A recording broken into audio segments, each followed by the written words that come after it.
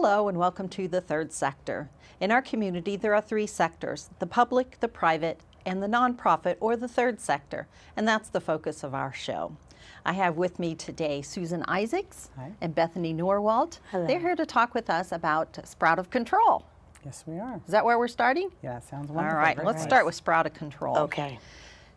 Tell us what this is first of all. I imagine there's a lot of folks that have not yet heard about the lunatics out there gardening all over the community. So tell us about this great group of folks. Sprout of Control started being called Sprout of Control 2 years ago. The first garden that is part of Sprout of Control started 3 years ago out at Sylvan Nook. And then through the Boost program, Bethany and Jessica Clark, another lady who's part of the Sprout of Control project, got really excited about doing something now. And gardens was the thing that they got excited about. And Beth has been very passionate about gardens, more so than just about anybody I know. And food. Food for the in people. general, apparently. So when they called and were talking about wanting to do it, somebody told them that we started a garden the year before, and I said, well, let's just merge. Let's put all our resources in. You know, we want to be stronger and grow faster, and so we merged. And Bethany came up with the Sprout of Control name, which I love. So. There are so many reasons to garden and reasons that community gardens are a positive thing. I have a different take on it than Bethany does, and Bethany has a different take on it than Jessica does, and the other board members, because there's so many facets to it. My personal favorite thing about gardening is what it can do to neighborhoods. It can get you neighbors talking to each other and break down barriers of age and sex and race and religion and all those things, and help people to take ownership in their neighborhoods. So that's one of my favorite things about it. And then there's a million other things that I'm going to let her talk now and tell you what her favorite parts about gardening are. Like Susan said, the community gardening is different to every person. Some people see it as a plotted thing, some people see it children's garden, some people want to do themed gardens. There's so many ways that you can approach it. I do agree that the end result is that communities come together one way or another. My favorite part of it would be the children being involved, learning that from an early age so that they can grow up or now go home, put a few tomatoes in the ground, have some tomato sandwiches, start to get that into their diet. It's also just good for you. Mm-hmm. So. Well, I joked about the lunatics doing this, but I know when it first started, people were like, who are these crazy folks running all over the place, Really? planting gardens, and what's going on? A lot of buzz around it. But it really is a good community project, as you said. It brings folks together, and we don't seem to have that sense of community as much as we used to. So I think it's just a fabulous program. Susan had said, yes, Sylvan Nook was going on 1 year prior. We went to the Boost event with Jim Walker and the Positive Place Initiative and all of that, and he had said in his speech, don't wait now, things are never perfect, jump in. Could they have been just a little bit more planned? Yes, but we did it, and every year it's going to get better. And I say this to everyone, I'm on the 10-year plan minimum. I mean, hopefully within a decade we have that, those funds that we have at our disposal and all the resources. Right now we still are working out kinks, but every year it's going to get better, and every year we want to include more people. And we did expand very much this year. Morrison Reeves really got involved a lot more. If you go by there and look on the terrace, there's a potato tower that's just starting to poke through everywhere, and we've got kids at story times eating spinach right off the plant and loving it. I mean, they were, ew, spinach now.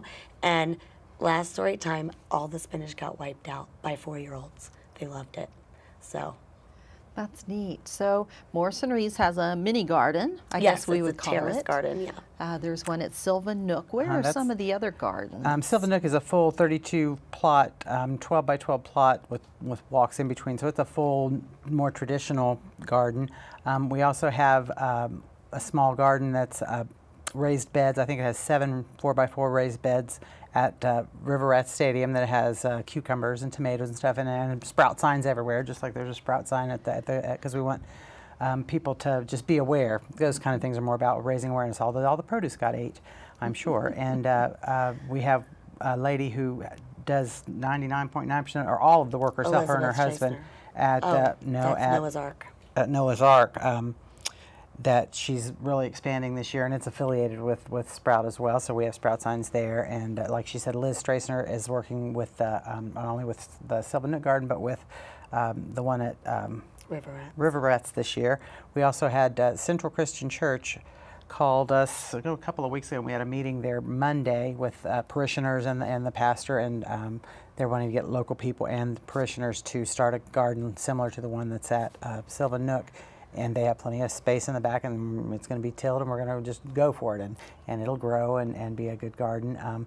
I think that it's a perfect opportunity for faith-based organizations and public-private partnership, because when it's right there on the church property, there's that sense of ownership and stewardship there, plus the people that are in the church get there, and then other people from the neighborhood. The Sylvan Nook Garden last year was only the second year, and it was about, I want to say 60% local already, that fast, people on Kaiser Lane and right really close by, and parishioners. So over half of the people that were in the garden already were from the local neighborhoods. And the way we give out the plots is the first priority goes to local. If you're in the immediate neighborhood, you could bump somebody that's been there for 10 years, because ideally, after a garden's been going for 5 years, it's kind of, we support it and we give them direction, and we have the master gardeners and lots of resources and all that, but it becomes theirs, totally theirs. Yes. And so that's the goal, and that's how it's working so far. It takes time. It's not something you can come in 2 years and make a huge impact, but in 10 years, there could be a noticeable, I mean, and I want to get to the point where we have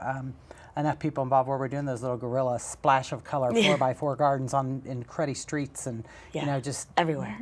That's what excites me more. I love the fact of feeding people and all that. It's a wonderful thing. I'm the trustee. I know about poverty and hunger, and that's a wonderful thing.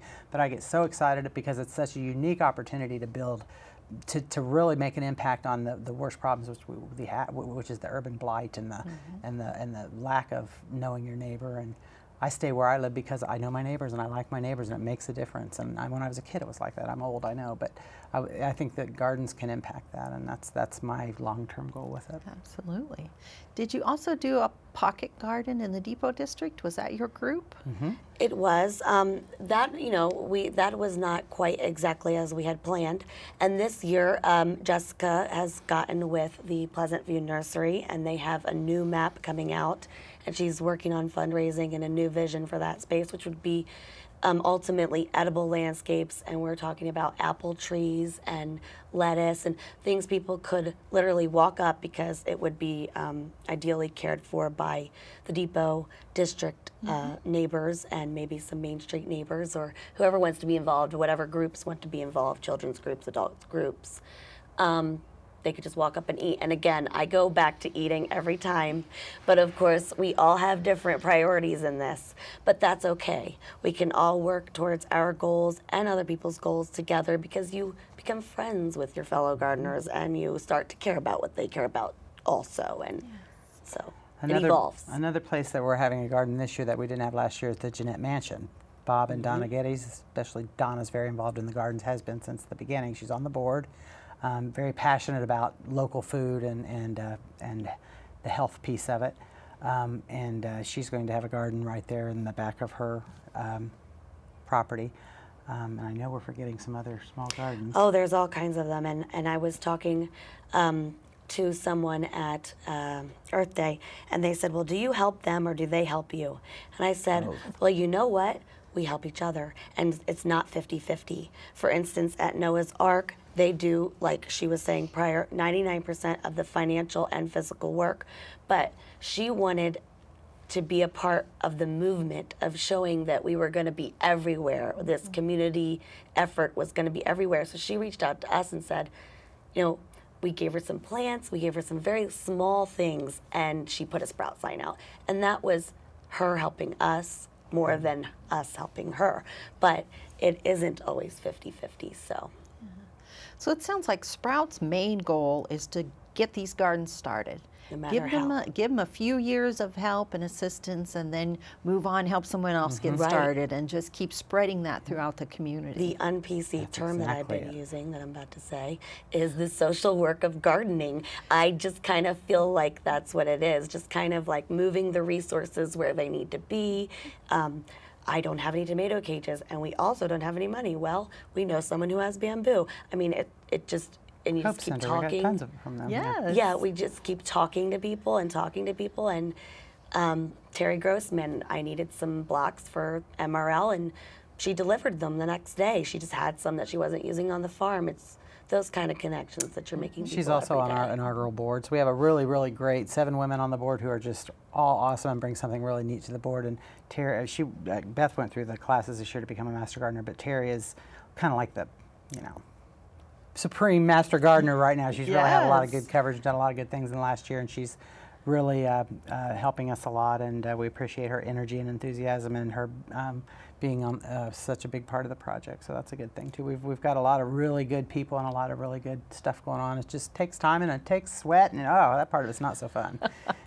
We had that, I think, last year really bad, people that didn't really know to understand that gardening meant you had to get down and sweat, and it's 95, and that part's not always the most fun. Yeah. But we learn and we live, and I'm certainly not a master gardener, but I enjoy it. And well, it's not a one-time thing No, either. you You gotta do it plant the every week, seeds, every week, then every it's week. got weeded and watered and fertilizer, and it's a summer-long project. And last year, I mean, I knew zero, and I was doing everything from starting corn in a greenhouse to, I mean, it was just ridiculous. She brought little pieces of corn that she had started in the greenhouse. How cute! Yeah, and peas that you don't start in a greenhouse. But I just was not listening to anybody. I was going to do it. I knew everything, and then I realized, maybe you don't know everything, and it's really wonderful to have my friend Edna out at the garden, maybe who's not physically able to help that much, but she can sit in a chair and she can say, Beth,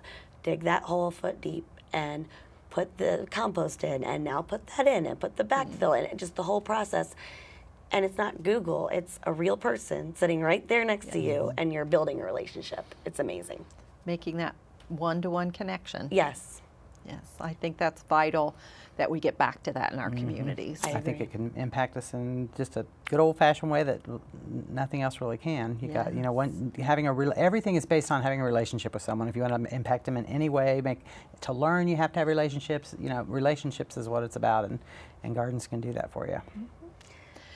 Go ahead. I was just going to say that other locations that I'm thinking of that we didn't mention was Vale is starting a small one on the outside of their, we originally were going to do the courtyard, but it's just not, it doesn't get enough sun in there for the types of plants that we would want to do. So we are going to do a small 8x10 outside.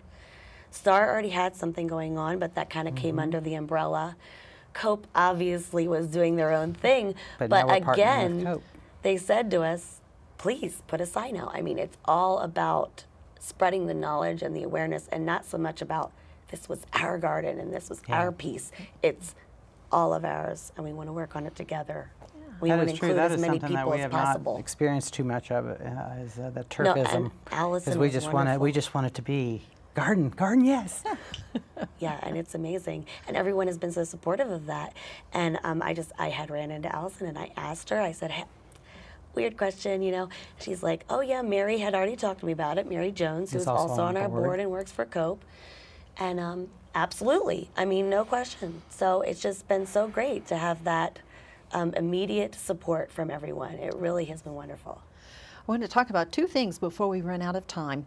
What happens with the food once you're done? Do the people that plant the food eat the food? Do they share the food? I want to talk about that.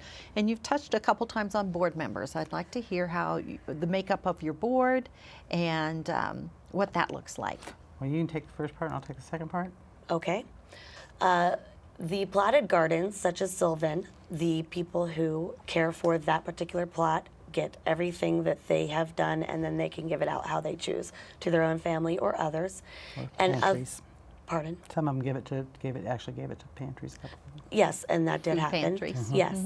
And some of it is designed that way. For instance, Townsend has a children's piece and some plotted gardens, and that children's piece will first be available to volunteers, and secondly to either food pantries or perhaps the church across the street that does Mount Olive, right? Church across the street, Mount Olive, they do a meal. So if we could partner with them, we're still kind of working on that, and see exactly what kind of foods they want even. We could plant what they want, and then they could use that as part of their meal service. There's lots of different ways. Again, each garden looks different to every I don't think we participant. wasted much food last year. Everybody was And delicious. Yes, we didn't waste a There's thing. nothing like snipping. I had a lettuce bed, and I just kept snipping it, and snip your own dinner, and it's just Yes. wonderful. It really is amazing. fun. And then you also realize you don't want to let your lettuce get 2 feet tall because it tastes really bad. Yes, yes, it But does. see, we learn You all these are things learning. the hard way, and that's the thing. I am not a professional master gardener. Yes, I took the course, but I have not. I just took a test. New, yeah. I'm still new to it, and I want to learn. But it's not to me about being the best gardener. It's about the community. Yes, yes. Uh, All right, as And we our wrap board. up this segment, tell us about your board. How try is to this remember. organization There are governed? 7 people, and we just formed a board about 2 months ago, as this is one of the final steps of putting in for our 501c3.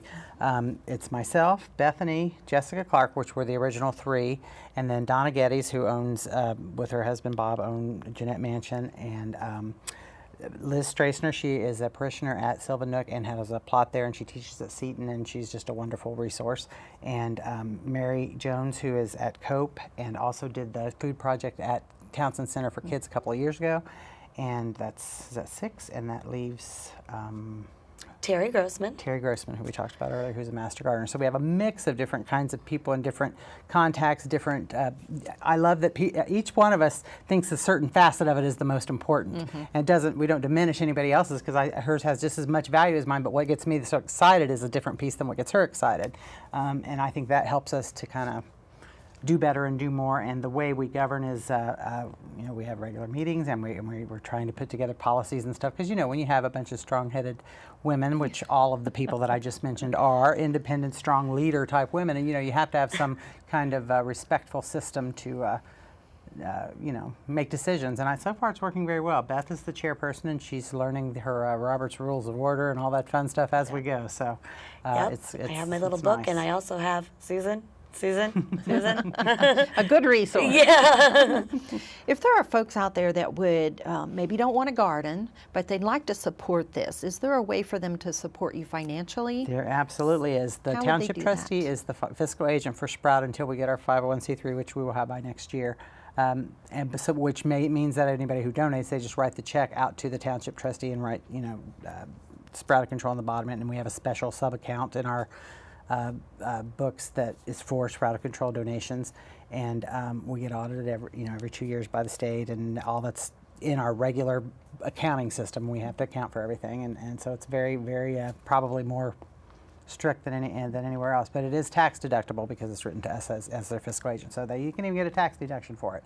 $5, $10, $20, or if you got some extra plants, you got what do you got, and Or perhaps you know of a youth organization, you could contact the Wayne Township Trustees, Susan, or myself, or any of the board. We all talk to each other regularly. If we can't do it, we can find someone else within the group. Sure.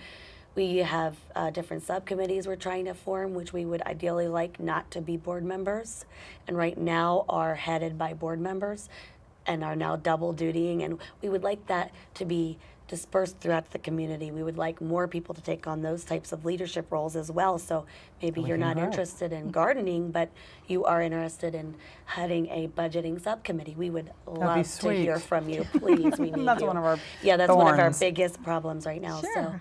So a lot of opportunities for lot. folks to support this. and we're not going anywhere, I don't Give think. them a number they could call if they would like to be more involved. The Township Trustees office number is 973-9392, and they can ask for Susan. All right. And of course, my number is 277-4895, and I will answer. All right. We need to switch gears now. Yes. For the second half of the show, I'd like to talk about another project that you're both involved with. This is brand new to the community, even newer than Sprout. Yes. Tell us about the Grassroots Resource Action Center.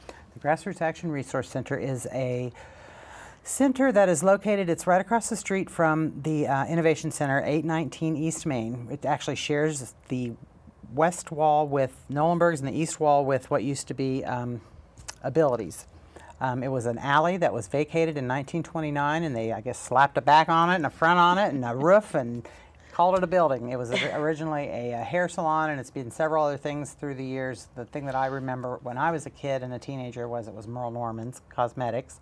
And then after that, it was for a year or two, I just found this out. Guy Guthrie owned it, and it was a temp agency. And then I didn't even know that until a couple of weeks ago. I was talking with him, and then after that, it was an accredited mortgage, and that black building with the accredited mortgage sign has been sitting there empty for 7 years. 7 years with a horribly leaking roof. Walked into the building, mold everywhere. You had to wear a mask. There was at least 6 inches of plaster and debris everywhere in the whole building. You couldn't even really walk up the steps. It was really, really, really bad. The entire building had to be gutted, literally gutted, and new electrical, new roof, new heating and air conditioning, new plumbing. For the first time ever, we put in a little water heater. I don't know how they did it without a water heater. But anyway, how to wash their hands. But anyway, we have a small water heater now so we can at least wash our hands. But everything's done, and I would guess at least 1,000 hours of volunteer time to gut it, and just all the Earlham kids that were there, and just community members. And we had, Scott Trace, Patty Trace is one of the people who's helped with this project from the beginning. Her husband happens to be a board, whatever it is, union plumber. And he got roped in, and so, the $6,500 we would have had to spend to get the bathroom done was, it cost me the parts, and a lot of things like that happen. And we've got somebody doing all the technical stuff. That's what they do, and just lots and lots of volunteers. Not everything was free. Don't get me wrong. We got good support from the Wayne County Foundation that pretty much paid for the new roof, which was one of the 3 major expenses. The roof, the heat, the furnace, and the electrical work were the 3 things that we really had to pay for. And but now it is beautiful. So that's enough about the physical building. What the building is for, when I was going through Institute of Creative Leadership last year in 2013, which I think everyone in Richmond should go through, because you get surrounded by all this positive energy, and it's just a wonderful thing, and it sets you on a positive path. I highly recommend it. Didn't get it paid for that announcement either. But well, part of that is at the end you're supposed to come up with a project that you'll do with people in the group in the community. And I had been kind of percolating that, Sprout didn't have a place to have meetings, we didn't have and I thought, gosh, and not just Sprout, but other organizations and people who had talked about things that they were doing great in the community, and they would run into roadblocks where they basically would just where they couldn't go any further, or they couldn't really have an impact on the community for a variety of reasons. It could be anything from not being able to get volunteers, to not knowing how to train the volunteers, not having physical resources to have meetings, and not knowing what a 501c3 is, and if they should do it, and if they shouldn't, and what difference does it make. Just all that stuff. There's a million aspects to being a successful nonprofit and doing good work in the community. And I thought, wouldn't it be wonderful, rather than, because since I started at the trustee's office about 3.5 years ago, we started a soap pantry, and we do this and we do that, and all that stuff is wonderful. And we, I'm not diminishing that in any way. I love the cemetery work and all those things, but I thought, wouldn't it be cool if we could come up with something that, rather than Super Susan putting on her cape and going out and doing all this stuff, help all these other people who are doing these great, wonderful things have this place that over time will just become this invaluable resource and place that people can come and get their ideas nourished, and most of the people that are doing the good work in the community have 40-hour-week jobs and kids and a dog and all those things, and they don't have time to go get a degree in how to be a nonprofit. They can come to us, and what our vision is to have really concise, straight paths, like going to college without having to take the math. Mm-hmm. You need to know come and tell us what you need to know, and we're going to have these resources in this way that you can learn it really quickly and really well and understand it in a quick manner. We will also have the physical resources to have meetings, and the projectors and the copiers and all the things that they need to do, just like any other business. You need those things. Place to have your board meetings, a place to do, all those kinds of things make a difference in the way that an organization runs. And so I thought that it would just be a wonderful thing to have a place like that really, it's the whole function and purpose of it is to increase the capacity of the other nonprofits and grassroots organizations in the community, so that they can have a greater impact on the community in all kinds of ways. It doesn't have to be about poverty, or it doesn't have to be about food, or it doesn't have to be about gardens, or it doesn't have to be about the arts. It can be anything, as long as it's not, any grassroots effort at all. As long as it's not like human rights violation kind of stuff, something that's vile like that. But any good work in the community is going to be supported by the organization. And if you go in and you look at the ferry door that Jana donated to the center, it says, "We get by with a little help from our friends." And that is exactly what it is all about. Again, just working together. And Susan, you had a great idea about how you were going to have a person come out each month and have. Oh yeah, one of the pieces, and I'm sure you'll be doing lots of stuff with us there, because when I think about the stuff that's going on right now for nonprofit organizations, you're like my hero, because I know, and I told you a long time ago when I first met you, it was at one of the nonprofit networking luncheons, which I try to always come to if I can, and I try to bring my staff because it's a good opportunity for them to get out and see what's going on and see all these other people. So I think it's good for everyone. I think everyone should come. But somebody talked about, you know, having difficulty finding good board members, and how somebody said, well, I saw this in Indy, or where I think it was Indy, this board thing that they did, and instead of just saying, well, that's kind of a cool idea, you said, let's do that. Who wants to do that? And you know, 6 months or whatever it was later, there's the, what's it called, the board? All Aboard. All Aboard is happening, and that's the difference between you and many people. We like to talk about things, but you got to just do it. You just got to do things, and the more people that just do it, and that's why I think that having the center to support people who will just do it.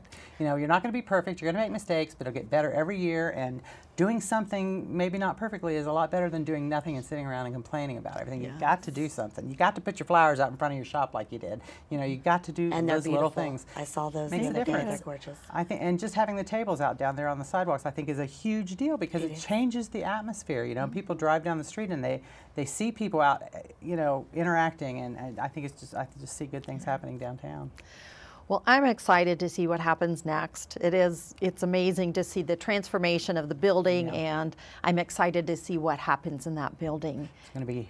There's already been meetings in it. Yes. Yeah. Morrison Reeves did their strategic planning there. Still doing some meetings in there, and I'm on that board. So I told her I was really glad that she's one of the first groups to use it, because it's like giving away the keys to your baby. Yeah. But I know her, so I know, and nothing, you know. So it's going to be odd, but yeah, we wanted the space to be used, and I think it's going to be. I've had a lot. Susan lot allowed of me to interest. meet with the intern as well Yes, the she other did. day. That was Things very like that. interesting. So Cool. We are out of time. okay. And he Unbelievable, could talk. huh? Yes, But I want to thank you both for being with us today, Thank talking you. about Sprout Control and the Resource Center, and we'll look forward to great things in the future. Thanks for having us. Thank you. And thank you for joining us on the Third Sector.